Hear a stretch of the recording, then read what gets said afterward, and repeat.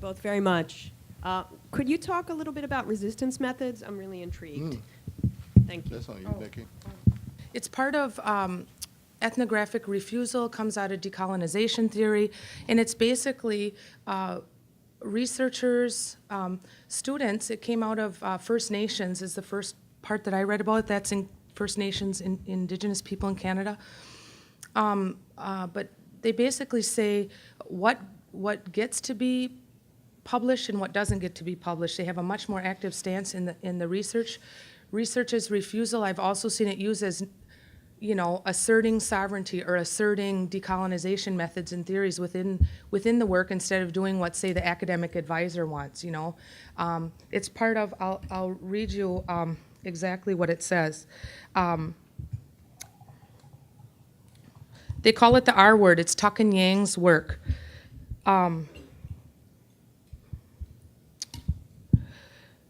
They provide examples of the ways that researchers can incorporate refusals throughout their research process. Refusal is not just a no, but a generative stance situated in critical understanding of settler colonialism and regimes of repression. Refusals are needed to counter narratives and images, which sometimes become claims. You just think about the literary or the media construction of whiteness or blackness or Indianness. In social science research that diminish personhood, sovereignty, or re-humiliate when it's circulated. See also, they have a critical use studies book they call the Use Resistance Research and Theories of Change. I have a bibliography of all of this that's going to be posted on the EERS website.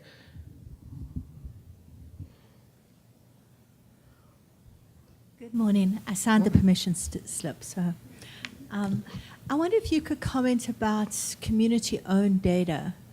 It's one of the challenges we have we absolutely have run a project where the community developed the project and did the data collection and everything. And we really ran into two challenges. One was finding the right funder that would be okay with the community owning the data. And second was engaging academics because the community didn't want the topic to be published. And I don't know if you had any suggestions, experiences that you could comment on. Go ahead, roll. Yeah, go ahead. I'll comment too. So more formally, through tribal governments, we have our own, they might not call them IRBs, they call them cultural human subjects protections. Not all of the 566 tribes have it. It's fun because it's 566 case studies, so they're very different about how we do that work. You got to build stuff in. So from a formal legal sense, you have to. Some tribes have where you have to fill out IRBs, like we do IRBs or the OMB paperwork and stuff. If it's a federally funded project, you can write this down. Office of Tribal Research (OTR) is always available for every federally funded program, and they oversee research that's funded by the feds. The more informal layer, which I feel is almost as important, or maybe more important, are what does, for me, for Indigenous community, what do the traditional or the community folks say? Because what the elected Indigenous officials say might be different than the traditional folks. So I always check on both levels, and I can talk to you afterwards or give you, websites of where there's shared data agreements and different things on the bibliography that will definitely help you with this. Just brief. I always cringe when I hear someone have to raise the question about the who's the data belong to, and particularly about academics being resistant to that, because it's a no-brainer to me. It's supposed to serve the community. That's why we're there. I mean, that's the reason why I'm there. And so for me, that's not even a question for me. If they're saying that they don't want that data served or published, it's over. And so for us to even get into that debate as academic, and as much as I do not like the time that it takes to go through an IRB process, a human subject process, I will never complain about it because I've seen what happens when they don't do it. And so it's just a part of the turf. It's painful, and it should be, because people have done stupid stuff, period. And so it's not really the debate with me in terms of, so if the community says no, then we should move on to another topic.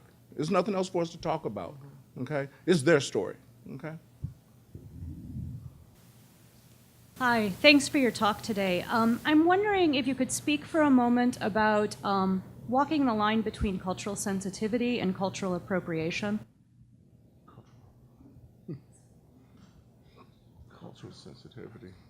What are you understanding as cultural sensitivity and cultural appropriation? Because I don't want to insert my definitions in there, especially the appropriations one. I would be happy to hear your definitions of it. To be honest, Make it happen. this is something I see a lot. I have a lot of friends in the Native community from the Rosebud Indian Reservation, and I see a lot of conversation about cultural appropriation all the time, which for me, I'm not sure I can give you an example of where I worry about this, but So like when Victoria's Secret models wear headdresses like that, maybe not that. I'm very sensitive to that. Oh yeah, Or mascots. mascots. Yeah.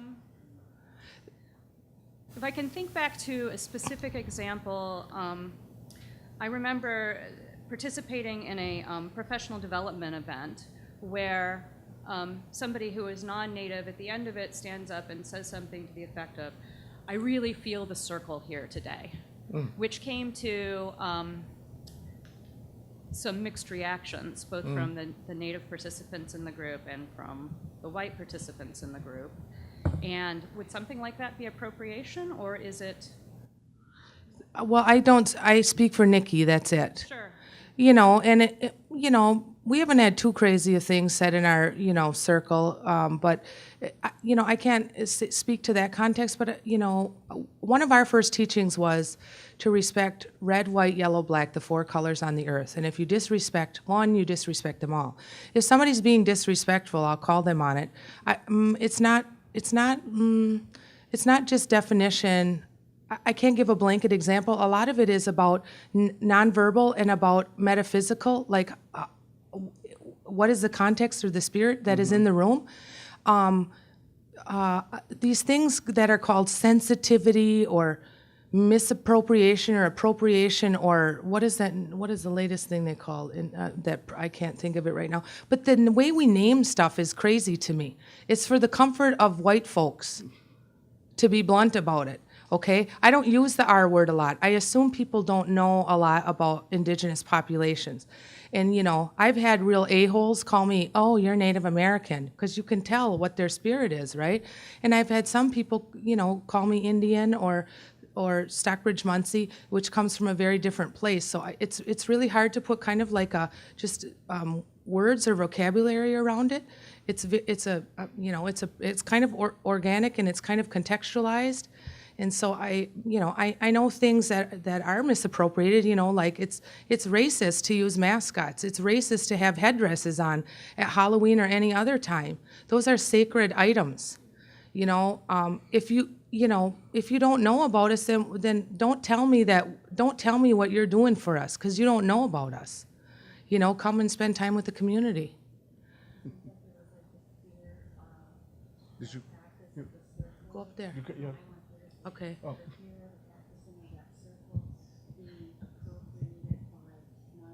Oh, okay. Monique had a good point. When we do talking circles, sometimes they're sacred and sometimes they're not sacred. We might call them focus groups, so we like to start and end in a circle to group process. But I think the fear is maybe some of the fear in that room was that folks might misappropriate and use that circle and say, "Oh, I learned this from Pine Ridge folks or whatever," and take it out of there and use it for their own purposes.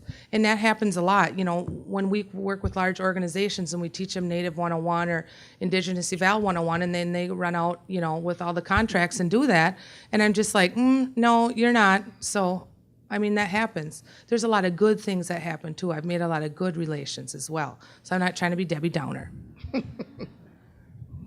I'm going to just take one quick extension of that one.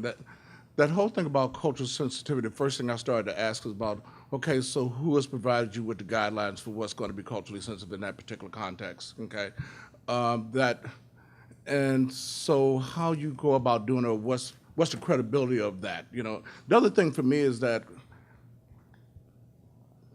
because of the work that we do is grounded in doing it from a socially responsible way, you can be culturally sensitive and not do anything.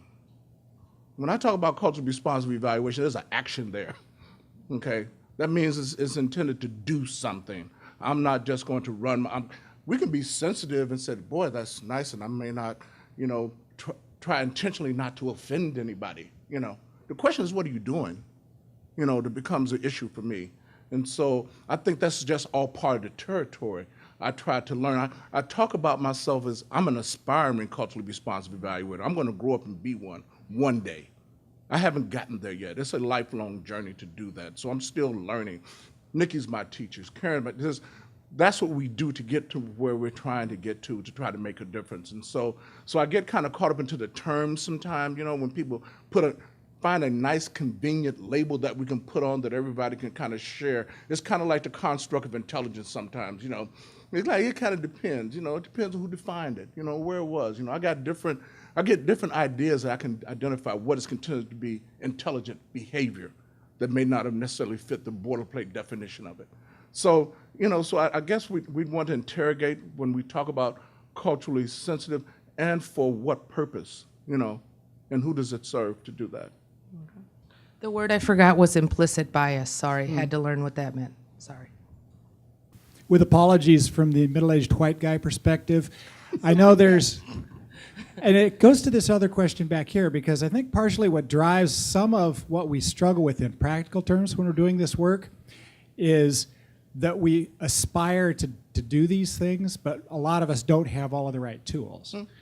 And so sometimes I think maybe it manifests itself in my experience as almost a worry that my desire to try and bridge that gap, in my experience, is going to come off as paternalistic, or the old white guy's here to help. I did a observation in a school for Kelly, and I was literally the only white male in the entire facility. It was a school in Memphis. And I remember wanting to understand more about what that meant and wanting to look at the experience of the students and the teachers through a lens that was sensitive to that reality, but I was so far away from it that I didn't even know how to ask for help. And so just if you have practical advice for those of us that are, we recognize we've still got a lot to learn, are there some sort of pragmatic ways or straightforward practical ways that we can apply that to our planning organization? I wonder about like the logic model comment. What do we have as we're looking at logic? What inputs do we have to consider? How do we take those steps? So I'll make comments quick and then let Stafford.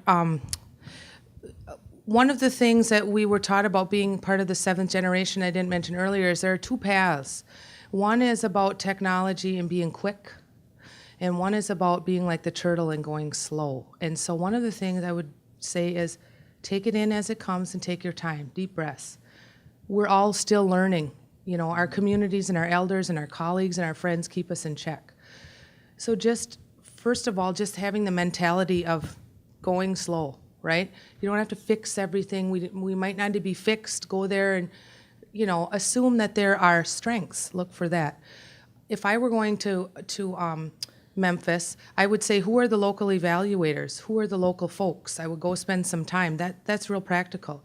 Another thing is I would reach out to my networks. I know I have AEA friends that are down there. I know that I have CREA friends that have probably worked down there, culturally responsive, or Center for Culturally Responsive Evaluation and Assessment. We better see you at our conferences and become part of CREA. But you have to reach out to your colleagues if you don't know. It's just like if I were doing systems evaluation, or if I'm doing utilization focused evaluation, or whatever, If I need to strengthen validity, we know she's in the room, right? So it's kind of the same way. And I want to remind you, remember, it's my white mother who encouraged us. So I don't have this framework that I only can learn from natives. I actually learned from non-natives first before, the rest, I got comfortable with the rest of the folks, or they got comfortable with, handling business. Just going to build on that one. The first thing is good that you said that you were able to, that you put yourself in an uncomfortable setting to do that, and that's important. It's part of having that kind of experience. You know, the quick example I give, for more than a decade, I worked with the Navajo Nation and Navajo schools, okay? I grew up on the south side of Chicago, but I was on the faculty at Arizona State for 17 years. And you just have to be there. The one thing that I always say is that I'm willing to make a mistake but not make the same mistake twice. And so you learn from each one of those. And so you simply have to be there.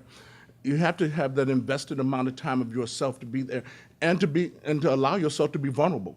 You know, is that those are my teachers, you know, and so I'm an ongoing student there. So you just have to, I mean, there is no quick, if we're looking for a quick fix in terms of a logic model for it, it ain't happening, okay? But if you're willing to go ahead and put yourself in a situation to be uncomfortable to make a difference, to do that work, people can read that and know that. And that will happen. So there is no quick fix to it, but you've taken the first important step, and that is to put yourself in this. I try to keep myself off center. You know, I work with a number of indigenous nations. I work with the Maori in New Zealand. We're doing a project in Ireland now that we're working with new immigrant students in Irish schools. I mean, and so I just try to make myself to be uncomfortable because that's the only way that you learn. And then when you get to the point at the time where you figured you've learned it all, then it's time to get out. You're done, okay? So I'm going to stand back here and thank you both so much for kicking off this conference in such a thought-provoking way. And how lucky for all of us, those of us who speak truth to power, and those of us who are just starting to roll around these ideas, that you'll be with us for the next day and a half so we can continue this conversation. Please join me in thanking our panel.